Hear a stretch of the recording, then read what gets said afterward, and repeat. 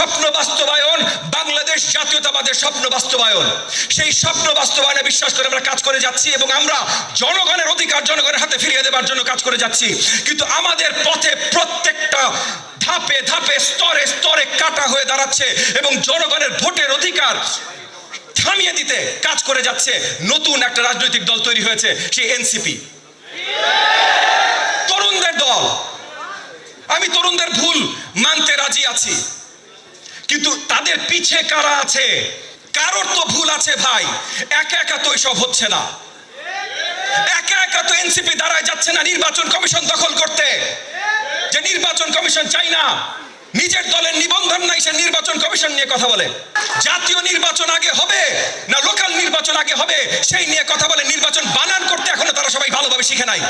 এবং তাদের সহযোগী দল হয়ে আরো বেশ কিছু দল দাঁড়িয়েছে, তাদেরও নিবন্ধন নাই। ঠিক আছে ভাই, আরো বেশ কিছু দল তাদের সহযোগী দল হয়ে দাঁড়িয়েছে, যারা এখন বাংলাদেশের জনগণের বিপরীতে দাঁড়াতে চেষ্টা করছে। সবার আগের অধিকার আমাদের ভোটের অধিকার। 15 বছর আমরা আন্দোলন করেছি। আজকে এখানে যারা আছেন ভাই, আমার বিএনপি নেতা কর্মী ভাই ও বোনেরা, আপনারা সবাই আন্দোলন করেছেন। সবচেয়ে বেশি ত্যাগ স্বীকার করেছেন আপনাদের চেয়ারপারসন সফল প্রধানমন্ত্রী বেগম খালেদা জিয়া, এবং তারপর সবচাইতে বেশি সাফার করেছেন আপনাদের ভারপ্রাপ্ত চেয়ারপারসন জনাব তারেক রহমান।